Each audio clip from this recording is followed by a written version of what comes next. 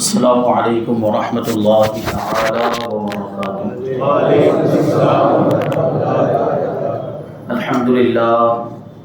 الحمد للہ الحنان المنان والصلاة والسلام علی حبیب الرحمن اشہد ان لا الہ الا اللہ الملک الدیان واشہد ان محمدا عبدہ ورسولہ المبعوث فی آخر الزمان صلی اللہ علیہ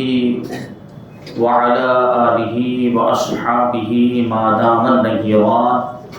اما بعد فاعوذ باللہ من الشیطان الرجیم بسم اللہ الرحمن الرحیم قل هو اللہ احد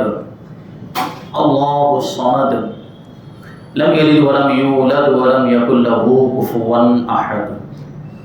صدق اللہ مولانا العظیم وصدق رسوله النبی الامین المتین الکریم ونحن على ذلك لمن الشاهدين والشاكرين والذاكرين والحامدين والحمد لله رب العالمین۔ آئیے ہم اور آپ سب سے پہلے اپنے دستور کے مطابق حضور سرور کائنات فخر موجودات باعث تخلیق کائنات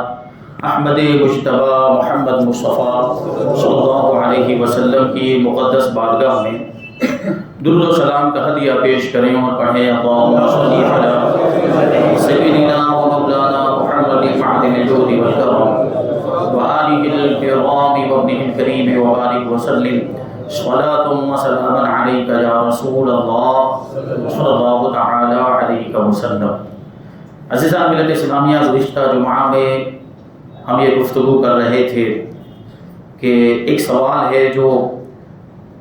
ہر زمانے میں پوچھا گیا کہ کیا خدا موجود ہے، اور انسانوں نے طرح طرح سے اس کے جوابات بھی دیے، لیکن ہم انسانوں کو چھوڑ کر دوسری مخلوقات سے پوچھتے ہیں تو ساری مخلوقات اور زمین و آسمان کی ہر چیز زبان حال سے اس سوال کا یہی جواب دیتی ہیں کہ ہاں خدا موجود ہے، یقیناً موجود ہے، بلا شک اور بلا شبہ موجود ہے۔ بلکہ یہ مخلوق کا وجود ہی خالق کے وجود کی سب سے بڑی دلیل ہے۔ یعنی یہ مخلوقات، یہ ساری چیزیں، زمین و آسمان کی چیزیں، بلکہ یہ پوری کائنات اللہ تبارک و تعالیٰ کے وجود کی دلیل ہے۔ اور ان ساری چیزوں میں اگر انسان غور و فکر کرے تو اسے خدا کے وجود کا یقین ہو جائے گا۔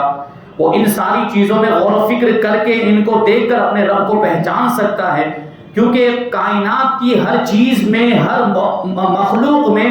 اس کے وجود، اس کی طاقت و قوت اور اس کی حکمت کی بے شمار دلیلیں اور نشانیاں موجود ہیں۔ ایک دو نہیں، بے شمار دلیلیں اور بے شمار نشانیاں موجود ہیں۔ اسی لیے تو کسی شاعر نے کہا تھا کہ ہم ایسے اہل نظر کو ثبوت حق کے لیے، ہم جیسے اہل نظر کو ثبوت حق کے لیے اگر رسول نہ آتے صبح ہی کافی تھی۔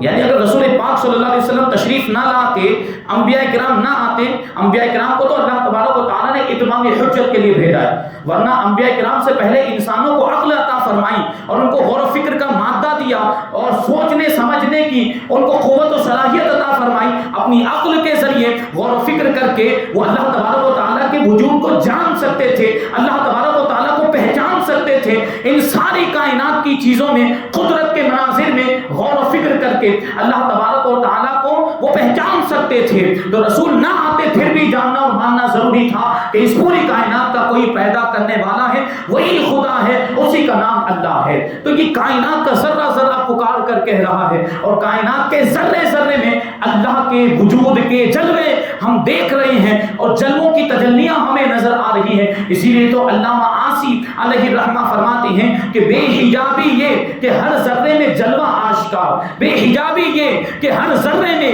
جلوہ آشکار، اور اس پر گھونگٹ یہ کہ صورت آج تک نادیدہ ہے۔ یعنی پروردگار کی ذات اس قدر بے پردہ ہے اور بے حجاب ہے کہ کائنات کے ذرے ذرے میں اس کے وجود کے جلوے موجود ہیں، کہ اگر کوئی غور و فکر کرے، اگر کوئی اپنی عقل کا استعمال کرے، اپنی فہم و فراست کے ذریعے سے وہ اس کے وجود کو جان سکتا ہے، اپنے پروردگار کو پہچان سکتا ہے۔ تو اللہ تبارک و تعالیٰ ایسا بے حجاب کہ ساری کائنات یہ اللہ تبارک و تعالیٰ کے وجود کی دلیل اور کائنات کی ایک ایک چیز اس کے وجود کی گواہی دے رہی ہے، لیکن اس بے حجابی کے باوجود پردہ یہ ہے، اور اس بے حجابی کے باوجود پوشیدگی کا عالم یہ ہے کہ اس کا نظارہ اور اس کا دیدار غیب کیا بلکہ غیب الغیب ہے، کہ عام انسان تو کیا بڑے بڑے خواص اور معرفت کے سمندر کے غوطہ خار بھی اس معاملے میں حیران و پریشان نظر آتے ہیں، اور وہ زبان حال سے یہ شاعری فارسی کے شعر کے انداز میں وہ یوں کہتے ہوئے نظر آتے ہیں کہ دری ورتا کشتی فروشد ہزار، دری ورتا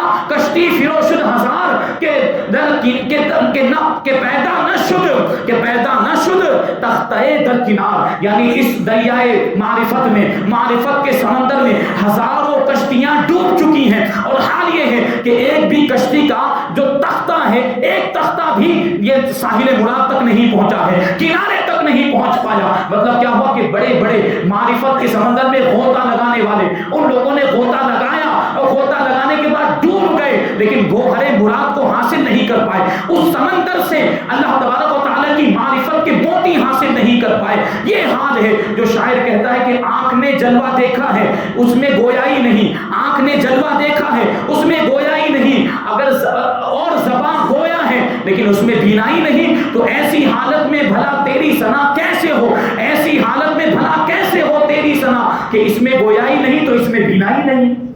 یعنی کیا مطلب ہوا کہ آنکھ نے اللہ تبارک و تعالیٰ کا جلوہ یہ کائنات کے ذرے ذرے میں دیکھا ہے، لیکن آنکھ میں قوت گویائی نہیں، آنکھ بول نہیں سکتی، آنکھ اللہ تبارک و تعالیٰ کی حمد و ثنا نہیں کر سکتی، اور زبان بول سکتی ہے، زبان اللہ تعالیٰ کی حمد و ثنا کر سکتی ہے، لیکن زبان کے اندر دیکھنے کی طاقت نہیں ہے، زبان کے اندر بینائی نہیں ہے، تو تیری حمد پھر ہو تو کیسے ہو، تیری ثنا ہم بیان کریں تو کیسے بیان کریں کہ اس میں گویائی نہیں، یعنی آنکھ میں بولنے کی طاقت نہیں اور زبان میں دیکھنے کی طاقت نہیں ہے۔ یہ پروردگار کی شان ہے۔ تو ہم دیکھیں، غور کریں یہ کائنات کی چیزوں کے اندر، تو کائنات کا ذرہ ذرہ پکار کر کہہ رہا ہے کہ میرا کوئی بنانے والا ہے، میرا کوئی صانع ہے، اور یہ ساری چیزیں پروردگار کے وجود کی نشانیاں اور دلیلیں ہیں۔ عرب کے ایک بدو کا واقعہ، بڑا ہی دانش مند اور عقل مند ہوشیار، اپنی عقل کا صحیح استعمال کرنے والا ایک اعرابی، دیہات کا رہنے والا، وہ اپنے اونٹ کو لے کر سفر میں نکلا اور صحرائے عرب میں سینکڑوں ہزاروں میل کے فاصلے پر ایک جگہ پر پہنچ گیا۔ وہاں پہنچنے کے بعد وہ اپنے اونٹ سے نیچے اترا اور خود ہی دل میں وہ فخر کرنے لگ گیا کہ میں ایسی جگہ پر پہنچ گیا ہوں، کیونکہ صحرائے عرب وہ ریگستان، عرب کا ریگستان، اس میں وہ اتنی دور سینکڑوں کلومیٹر کے فاصلے پر پہنچ گیا تھا۔ تو وہ دل میں کہنے لگا کہ میں ایسی جگہ پر پہنچ گیا ہوں جہاں دنیا کا کوئی انسان نہیں پہنچ سکتا، میں ایسی جگہ پر آ گیا، بالکل لکھو دک سنسان بیابان اور ریگستان ہے، جہاں پانی کا نام و نشان نہیں، جہاں گھاس اور سبزے کا، درختوں کا، پودوں کا کوئی نام و نشان نہیں، یہاں کوئی انسان کیسے آ سکتا ہے؟ تو اس بدو نے یہ سوچا تھا، اس اعرابی نے دل ہی دل میں یہ سوچا، اور دل ہی دل میں وہ اس پر خوش بھی ہو رہا تھا کہ میرا یہ بہت بڑا کارنامہ کہ میں ایسی جگہ پر پہنچ گیا جہاں کوئی انسان نہیں پہنچا ہوگا، بھی وہ سوچ ہی رہا تھا، اور دل ہی دل میں اپنے اس کارنامے پر وہ خوش ہو رہا تھا کہ اچانک اس کی نظر پڑی تو کیا دیکھتا ہے کہ قریب میں اونٹ کی مینگنیاں پڑی ہوئی ہے اور ایک انسان کے قدموں کے نشان بھی موجود۔ یہ دیکھنے کے بعد وہ چونکا اور بول اٹھا کہ میرا خیال غلط تھا، یہاں تو ایک شتر سوار پہلے ہی آ چکا ہے، اونٹ سوار پہلے ہی آ چکا ہے، اور وہ زور زور سے پکار کر کہنے لگا میرا خیال غلط تھا، اگرچہ میں نے اونٹ کو نہیں دیکھا، اگرچہ میں نے اونٹ پر سواری کرنے والے انسان کو اپنی آنکھوں سے نہیں دیکھا، لیکن یہ اونٹ کی مینگنیاں بتا رہی ہیں کہ یہاں کوئی اونٹ بھی آیا، اور انسان کے قدم بتا رہے ہیں کہ یہاں کوئی انسان بھی آیا ہے۔ پھر اللہ تبارک و تعالیٰ نے اس دیہاتی اور اعرابی کے دل میں اپنی معرفت کا چراغ روشن کر دیا، اللہ تبارک و تعالیٰ کی معرفت کا نور اس کے دل میں چمکنے لگ گیا، اور وہ بلند آواز سے یہ کہنے لگ گیا البعرۃ تدل علی البعیر واثر القدم علی المسیر فالسماء ذات ابراج والارض ذات فجاج والبحار ذات امواج کیف لا تدل علی الحکیم الخبیر علی العلیم الحکیم، کہ یہ جو اونٹ کی مینگنیاں ہیں یہ بتا رہی ہیں کہ یہاں سے کوئی اونٹ گیا ہے، اور یہ نشان قدم بتا رہے ہیں، اور اس کو دیکھ کر یقین ہو جاتا ہے کہ یہاں سے کوئی انسان گیا ہے۔ تو یہ برجوں والا آسمان، یہ بلند و بالا آسمان، اور یہ راستوں والی زمین، اور یہ موجیں مارتا ہوا سمندر اپنے بنانے والے اور اپنے خالق کی دلالت کیوں نہیں کرے گا، اس کے وجود کو کیوں نہیں بتائیں فرمائیں گے جب انسان کے قدم کو دیکھ کر انسان کے گزرنے کا یقین ہو جاتا ہے، جب مینگنیوں کو دیکھ کر اونٹ کا یقین ہو جاتا ہے، تو یہ زمین و آسمان اور سمندر کو دیکھ کر اللہ کے وجود کا یقین کیوں نہیں ہو سکتا؟ یقیناً یہ اللہ تبارک و تعالیٰ کے وجود کی دلیلیں ہیں کہ ان کا کوئی پیدا کرنے والا ہے، ان کا کوئی بنانے والا ہے، اور اسی کا نام اللہ ہے، اور اسی کو ہم خدا کہتے ہیں۔ یقیناً وہ موجود ہے، بلا شبہ وہ موجود ہے، اور پوری کائنات کا خالق و مالک وہی ہے۔ یہ زمین و آسمان کی چیزیں، یہ سمندر، یہ دریا، یہ اللہ تبارک و تعالیٰ کے وجود کی دلیلیں ہیں، یہ اللہ تبارک و تعالیٰ کے وجود کی، اس کی قدرت کی، اس کی حکمت کی نشانیاں ہیں۔ اور یہی مضمون اللہ تبارک و تعالیٰ نے قرآن پاک میں بار بار ارشاد فرمایا۔ ایک مقام پہ ارشاد فرماتا ہے ان فی خلق السماوات والارض واختلاف اللیل والنہار لآیات لأولی الالباب، کہ بے شک زمین و آسمان کی پیدائش میں اور رات و دن کے عدل بدل ہونے میں بہت بڑی بڑی نشانیاں ہیں، لیکن کن لوگوں کے لیے ہے؟ عقل والوں کے لیے ہے، جو اپنی عقل کا صحیح استعمال کرتے ہیں، جو غور و فکر کرتے ہیں، تو ان کو پھر اللہ تبارک و تعالیٰ کے وجود کا یقین ہو جاتا ہے۔ اور پھر ہم غور کریں، آپ نے دیکھا ہوگا کہ یہ دریا اور یہ سمندر، اس میں اگر ہم اگر ایک روپے کا سکہ بھی اگر سمندر کے اندر ڈالیں تو وہ فوراً کیا ہو جاتا ہے؟ وہ فوراً ڈوب جاتا ہے، وہ فوراً غرق ہو جاتا ہے۔ لیکن یہی سمندر ہے، یہی دریا، ہزاروں لاکھوں ٹن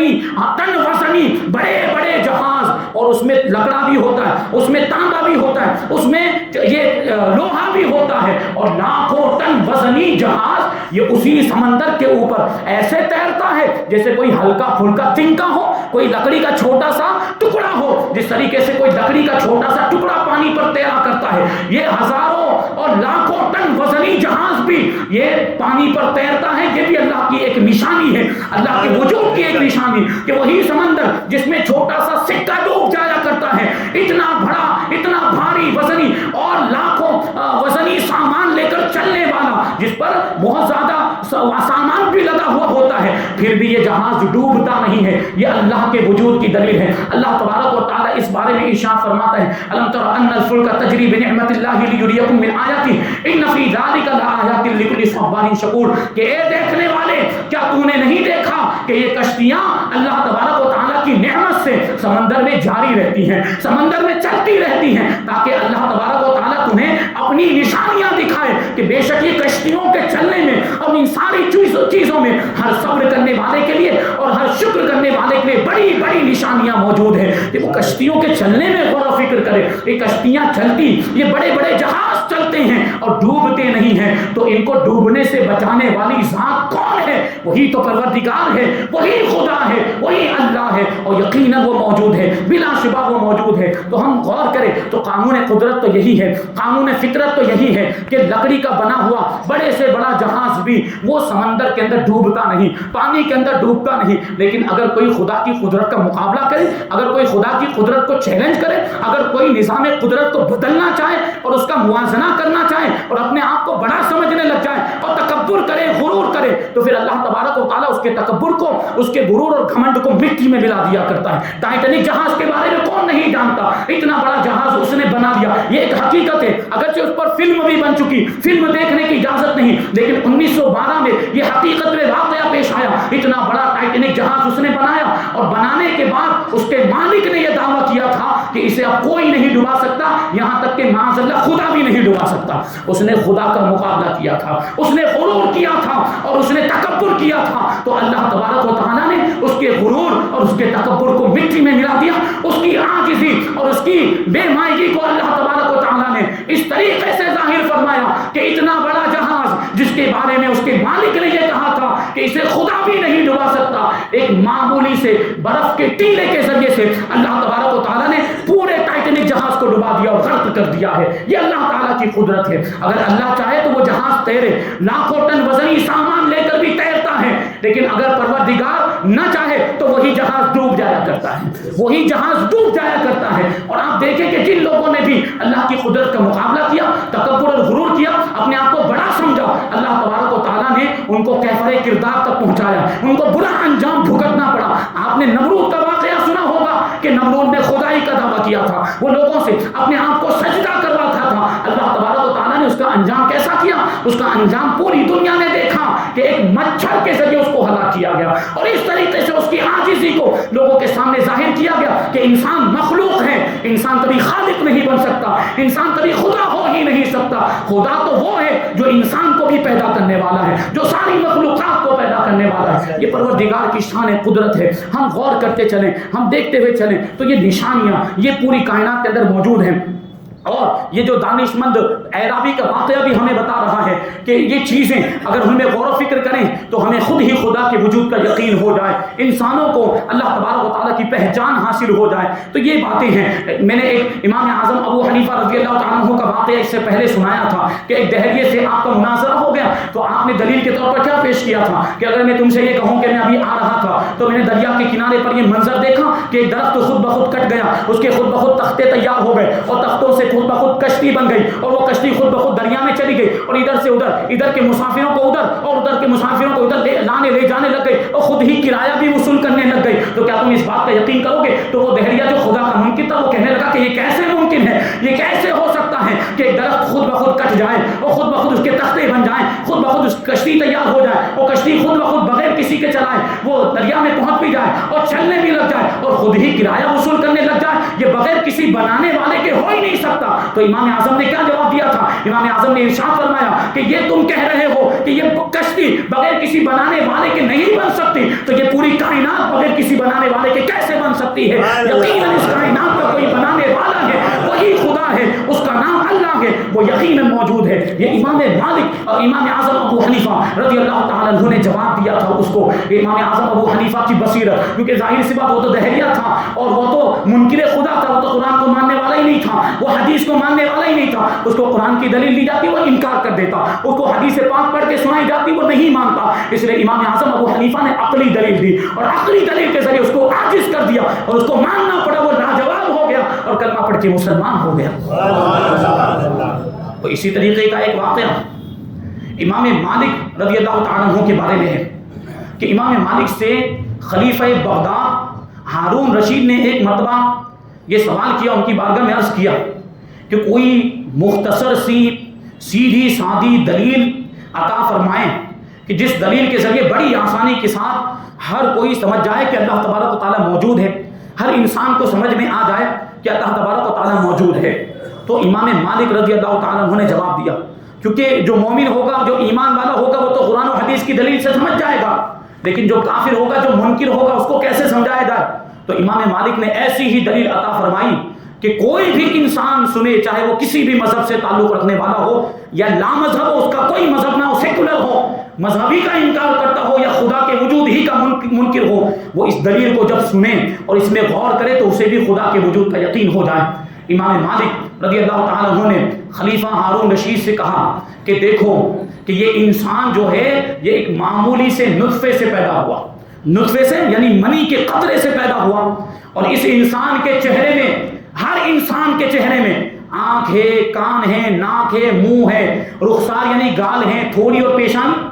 ہر انسان کے اندر، ہر انسان کے چہرے میں تقریباً یہ سارا سامان موجود، یہ سارے اعضاء موجود، ہر انسان کے چہرے میں یہ اعضاء پائے جاتے۔ یہ الگ بات ہے کہ کچھ انسان ایسے ہوں گے جو اب نارمل ہوں گے، تو کسی کی ایک آنکھ نہیں ہوگی، کسی کی ناک کٹی ہوگی، کسی کا کان کٹا ہوا ہوگا، یہ ممکن ہے، لیکن عام طور پر سارے انسانوں کے چہرے میں یہ اعضاء پائے جاتے کہ نہیں؟ ہر انسان کے چہرے میں آنکھ بھی ہے، ناک بھی ہے، منہ بھی ہے، کان بھی ہے، رخسار بھی، پیشانی بھی اور تھوڑی بھی ہے کہ نہیں؟ یہ ہر انسان کے چہرے میں ہے۔ حضرت امام مالک فرماتے ہیں کہ ہر انسان کے چہرے کی بناوٹ بھی ایک جیسی، اور ہر انسان کے چہرے میں جو سامان ہے، آنکھ، کان، ناک وغیرہ، وہ بھی سب برابر ہے، اور سارا سامان ہر انسان کے چہرے میں موجود ہے، لیکن مشرق سے لے کر مغرب تک، پورب سے لے کر پچھم تک، اتر سے لے کر دکن تک، دنیا کے اندر جتنے بھی انسان، سارے انسانوں کے چہروں میں آنکھ اور کان اور یہ پیشانی، تھوڑی رخسار، سب کچھ ہونے کے باوجود سارے انسانوں کی شکلیں ایک دوسرے سے الگ الگ ہیں،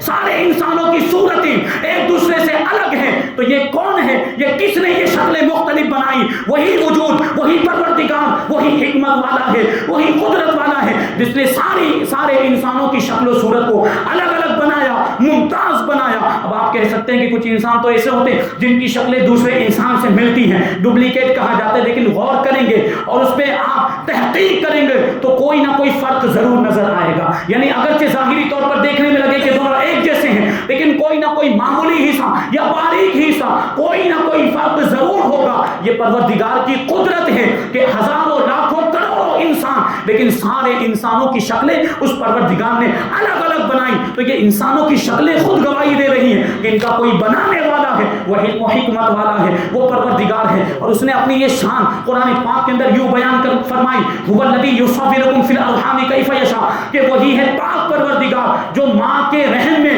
جو بچے دانی میں تمہاری صورتوں کو بناتا ہے, جس طرح چاہے بناتا ہے. کسی کو مرد بناتا ہے, کسی کو عورت بناتا ہے, کسی کو مذکر بناتا ہے, کسی کو مؤنث بناتا ہے. اور یہ شکل و صورت کا اختلاف اور یہ مختلف صورتیں, یہ چہروں کا الگ الگ ہونا, بناوٹ ایک ہونے کے باوجود, یہ بھی خدا کی قدرت کی دلیل ہے اور یہ بھی اللہ تبارک و تعالیٰ کے وجود کی نشانی ہے. یہ پروردگار, اچھا چہرہ تو بہت بڑی بات ہے, پروردگار کی شان قدرت تو دیکھیں. یہ جو فنگر پرنٹ ہوتے ہیں اس کے بارے میں آپ کو معلوم ہونا چاہیے. یہ تو سائنسی تحقیق نے اس بات کو ثابت کر دیا کہ پوری دنیا میں کروڑوں انسان بستے ہیں, کروڑوں انسان آباد ہیں, لیکن ایک انسان کے فنگر پرنٹ دوسرے انسان کے فنگر پرنٹ سے نہیں ملتے. یہ انگلیوں کے نشانات بھی اللہ تبارک و تعالیٰ کے وجود کی دلیل ہیں. اور پروردگار نے اس کے بارے میں قرآن پاک میں ارشاد بھی فرمایا کہ ہم نے انسان کے پوروں کو بنایا اور ان کو برابر کر دیا, اور یہ پورے بھی اللہ تبارک و تعالیٰ کے وجود کی دلیل. یہ پورے مطلب یہ انگلیاں, یہ اس میں جو نشانات موجود ہیں جن کو فنگر پرنٹس کہا جاتا ہے, آج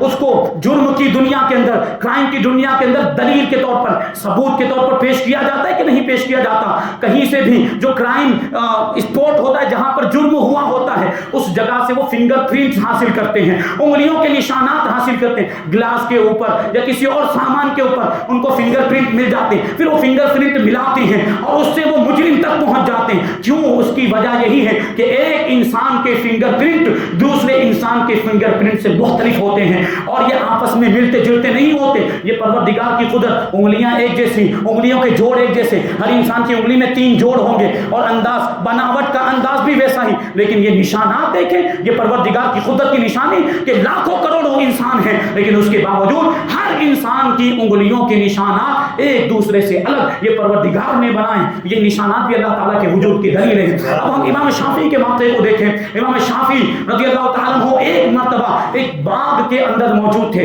یہ اللہ والے ہوتے ہیں اور یہ اللہ والے, ان کو اللہ تبارک و تعالیٰ نے ایسی طاقت و قوت عطا فرمائی ہوتی ہے کہ یہ اللہ تبارک و تعالیٰ کے وجود اپنے علم کے ذریعے سے بھی دلائل دیتے ہیں اور اپنی عقل کے ذریعے سے بھی اللہ کے وجود کی دلیلیں پیش کیا کرتے ہیں. تو ایک باغ میں موجود تھے, اس میں شہتوت کے درخت بھی موجود تھے. تو امام شافعی کی بارگاہ میں 70 منکرین خدا آئے. خدا کے وجود کے منکر ایسے 70 لوگ امام شافعی کی بارگاہ میں آئے اور آنے کے بعد کہنے لگے کہ اگر خدا موجود ہے تو اس کی دلیل کیا ہے آپ کے پاس؟ اگر اللہ موجود ہے تو آپ کے پاس اس کی کیا دلیل ہے؟ تو امام شافعی رحمۃ اللہ تعالی نے فرمایا, قریب میں ایک شہتوت کا درخت تھا, اس کی طرف اشارہ کر کے کہا کہ یہ شہتوت کا درخت ہی میرے پروردگار کے وجود کی دلیل ہے. یہ شہتوت کا درخت ہی میرے پروردگار کے وجود کی دلیل ہے. تو وہ منکرین پوچھنے لگے کہ یہ شہتوت کا درخت کیسے خدا کے وجود کی دلیل ہو سکتا ہے؟ تو امام شافعی فرماتے ہیں کہ دیکھو یہ شہتوت کا درخت, اگر اس کا پتا یہ تاتار کی ہرنی کھا لے تو وہ پتا اس کے پیٹ میں جانے کے بعد مشک بن جاتا ہے, اور یہی پتا اگر بکری کھا لے تو وہ مینگنی بن جاتا ہے, اور یہی پتا اگر ریشم کا کیڑا کھا لے تو اس کے جسم سے ریشم نکلتا ہے, اور یہی پتا اس کا رس اگر شہد کی مکھی چوس لے تو پھر اس کے پیٹ سے شہد نکلا کرتا ہے, پھر وہ شہد اگلتی ہے. تو غور کرنے کی ضرورت ہے. امام شافعی فرماتے ہیں کہ فمن ذا الذی جعل هذه الاشیاء مع ان الطبع واحد, کہ طبیعتیں سب کی ایک ہی ہیں. وہ درخت کا جو پتا ہے اس کی طبیعت ایک ہی, وہ پتا ایک ہی قسم کا ہے, لیکن کیا وجہ ہے کہ جب اس کو بکری کھاتی ہے تو مہنگی بن جاتا ہے اس کے پیٹ میں جانے کے بعد, اور جب اس کو ہرنی کھاتی ہے تو مشک بن جاتا ہے, اور جب اس کو شہد کی مکھی کھاتی ہے تو وہ شہد بن جاتا ہے, اور جب اس کو ریشم کا کیڑا کھاتا ہے تو اس کے جسم سے ریشم نکلتا ہے. حالانکہ پتا تو ایک ہی ہے. تو یہ پتا ایک ہی, لیکن جب اس کو مختلف طبیعتوں والی چیزیں کھاتی ہیں تو ان سے مختلف چیزیں نکلتی ہیں. یہ پروردگار کی شان ہے, یہ پروردگار کی قدرت ہے, یہ اللہ تبارک و تعالی کی حکمت کہ پتا تو ایک ہی ہے, لیکن اسی پتے سے پروردگار کبھی شہد بنا دیتا ہے, اسی پتے سے پروردگار کبھی مشک بنا دیتا ہے, اور اسی پروردگار کو کبھی وہی پروردگار پروردگار اسی پتے کو کبھی مینگنی میں تبدیل فرما دیتا ہے اور کبھی مشک میں تبدیل فرما دیتا ہے. پھر آگے دیکھیں تو مشک بھی الگ الگ قسم کا ہوتا ہے اور شہد بھی الگ الگ قسم کا ہوتا ہے. تو کون ہے یہ چیزیں بنانے والا؟ یہ وہی پروردگار، یہ وہی خدا ہے، وہ حکمت و قدرت والا، وہ علم والا اور وہ طاقت والا اللہ تبارک و تعالی. یہ ساری کائنات اسی کی بنائی ہوئی اور یہ پوری کائنات اس کے وجود کی دلیل ہے. ایک لطیفہ، یہ منکرین کی بات چلی ہے تو ایک لطیفہ یاد آیا، اس میں بھی ہمارے لیے سبق ہے کہ ایک اللہ والے فقیر سے کسی منکر نے بڑے غرور اور تکبر کے ساتھ کہا تھا کہ اگر خدا موجود ہے تو نظر کیوں نہیں آتا؟ اگر خدا موجود ہے تو نظر کیوں نہیں آتا؟ وہ کہنے لگا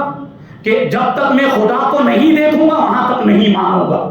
منکر خدا وہ اللہ والے سے کہنے لگا کہ میں جب تک خدا کو نہیں دیکھوں گا وہاں تک نہیں مانوں گا. اور اللہ والوں کے انداز نرالے ہوتے ہیں، پھر ان کا جواب دینے کا طریقہ بھی الگ ہوتا ہے. تو اللہ والے فقیر نے کیا کیا؟ ایک پتھر اٹھایا، اس کے سر پر دے مارا. ایک پتھر اٹھا کر اس کے سر پر دے مارا تو وہ چیخنے لگ گیا، درد کی وجہ سے اس کو تکلیف ہو رہی تھی. اور فقیر کو گھسیٹ کر قاضی کی عدالت میں لے گیا، قاضی کی کچہری میں لے گیا اور فقیر کے خلاف اس نے مقدمہ دائر کر دیا کہ اس فقیر نے میرے سر پر پتھر مارا ہے. تو قاضی صاحب نے فقیر سے پوچھا کہ میاں صاحب آپ نے اس کو پتھر کیوں مارا ہے؟ تو فقیر جواب دیتا ہے کہ میں نے اس کو پتھر مارا تو اس سے اس کو کیا ہو گیا؟ اس سے اس کو کیا ہو گیا؟ تو وہ جواب دیتا ہے کیا نہیں ہوا، میرے سر میں تکلیف ہو رہی ہے، یہ پتھر لگنے کی وجہ سے مجھے درد ہو رہا ہے. تو فقیر جواب دیتا ہے کہ اگر تجھے درد ہو رہا ہے میں کیسے مان لوں؟ کیونکہ درد ہے تو نظر کیوں نہیں آ رہا؟ اگر نظر آتا تو میں مانتا، جب تک تیرا درد نظر نہیں آئے گا وہاں تک میں تسلیم نہیں کروں گا، وہاں تک میں نہیں مانوں گا. سمجھ میں آئی بات؟ وہ فقیر پھر قاضی کی طرف متوجہ ہوا اور قاضی سے کہنے لگا کہ یہ مغرور، یہ متکبر منکر خدا ہے اور اس نے پروردگار کی ذات پر اعتراض کیا. میرے سامنے اس نے یہ سوال کیا کہ اگر خدا موجود ہے تو نظر کیوں نہیں آتا؟ اور جب تک میں خدا کو نہیں دیکھوں گا میں یقین نہیں کروں گا، میں مانوں گا نہیں. تو اسی مسئلے کو سمجھانے کے لیے میں نے اس کے سر پر پتھر مارا کہ پتھر لگنے سے اگر تیرے سر میں درد ہوا ہے تو وہ درد نظر کیوں نہیں آ رہا؟ جب تک تیرا درد نظر نہیں آئے گا وہاں تک نہیں مانوں گا. تو اپنے سر کا درد پہلے دکھا، پھر میں بھی اپنا خدا تجھے دکھاؤں گا. تو پہلے اپنے سر کا درد دکھا، پھر میں بھی اپنے خدا کا تجھے دیدار کرا دوں گا. تو وہ جو منکر تھا وہ تو لاجواب ہو گیا، اس کا جواب اس کے پاس تھا ہی نہیں. اور قاضی صاحب بھی ہنسنے لگ گئے، قاضی صاحب بھی مسکرانے لگ گئے کہ ایسے سر پھروں کا علاج ایسے ہی کیا جاتا ہے، ایسے سر پھروں کا علاج ایسے ہی کیا جاتا ہے جو اس اللہ والے فقیر نے کیا تھا. تو یہ شان ہے اور یہ اللہ تبارک و تعالیٰ کی قدرت ہر چیز میں، کائنات کے ہر ذرے ذرے میں اللہ تبارک و تعالیٰ کے وجود کی دلیل ہے. لیکن کس کے لیے؟ عقل والوں کے لیے ہے جو اپنی عقل کا صحیح استعمال کرتے ہیں. کیونکہ قرآن پاک میں جگہ جگہ پہ ارشاد فرمایا لقوم یعقلون لأولی الالباب، یعنی نشانیاں تو ہیں لیکن عقل والوں کے لیے ہے، نشانیاں تو ہیں لیکن غور و فکر کرنے والوں کے لیے ہے. کیونکہ یہی نشانیاں دوسرے لوگوں کے بھی سامنے ہوتی. فرماتا ہے اللہ تبارک و تعالیٰ قرآن پاک میں کہ وَكَمْ مِنْ آیَةٍ فِي السَّمَاوَاتِ وَالْأَرْضِ يَمُرُّونَ عَلَيْهَا وَهُمْ عَنْهَا معرضون، کہ زمین و آسمان میں اللہ تبارک و تعالیٰ کی بہت ساری نشانیاں ہیں جس پر سے یہ انسان گزرتے بھی ہیں. جن نشانیوں کے پاس سے گزرتے ہیں، ہم بھی تو پہاڑوں کا دیدار کرنے کے لیے جاتے ہیں، ہم بھی تو قدرتی مناظر دیکھنے کے لیے جاتے ہیں، ہم بھی تو دریاؤں سمندروں کو دیکھنے کے لیے جاتے ہیں، اور یہ کافر بھی تو جاتے ہیں، یہ منکرین بھی تو جاتے ہیں، ہم جاتے ہیں. تو ہمیں اب اللہ تبارک و تعالیٰ کے وجود کا جو یقین ہے اس یقین میں اور اضافہ ہو جاتا ہے، ہمارا عقیدہ اور مضبوط ہو جاتا ہے، ہمارا ایمان قدرتی مناظر کو دیکھنے کے بعد اور پختہ ہو جاتا ہے. لیکن ان کو کوئی فرق نہیں پڑتا یہ قدرتی مناظر دیکھنے کے باوجود، کیونکہ یہ غور و فکر نہیں کرتے، یہ اپنی عقل کا صحیح استعمال نہیں کرتے. تو اللہ تعالیٰ فرماتا ہے کہ زمین و آسمان میں بہت ساری نشانیاں ہیں. یہ منکرین وہاں سے گزرتے ہیں لیکن منہ موڑ کر گزرتے، یہ دیکھتے تو ہیں لیکن اس میں غور و فکر نہیں کرتے، اس لیے ان کو سمجھ میں نہیں آتا، ان کو اللہ کے وجود کے بارے میں معرفت حاصل نہیں ہو پاتی، کیونکہ یہ مناظر قدرت میں غور و فکر نہیں کرتے. اور ایک ایمان والا ان ساری چیزوں کو دیکھتا ہے تو اس کو پروردگار کی یاد آتی ہے کہ ان ساری چیزوں کے بنانے والی ذات اللہ تبارک و تعالیٰ کی ذات ہے. تو اللہ تبارک و تعالیٰ کا بے پناہ فضل و احسان ہے کہ اس نے ہمیں موحد بنایا، اس نے ہمیں توحید پرست بنایا اور رسول پاک صلی اللہ علیہ وسلم کا امتی بنایا اور حضور پاک صلی اللہ علیہ وسلم کا عاشق بنایا، اہل سنت و جماعت میں ہم کو پیدا فرمایا، صحیح عقیدہ اور صحیح ایمان ہم کو عطا فرمایا. اللہ تبارک و تعالیٰ کی بارگاہ میں دعا ہے کہ اللہ تبارک و تعالیٰ ہمارے ایمان کی سلامتی عطا فرمائے اور ایمان پر ہی ہم سب کا خاتمہ فرمائے. وما علینا الا البلاغ. سنت ادا کر لیں.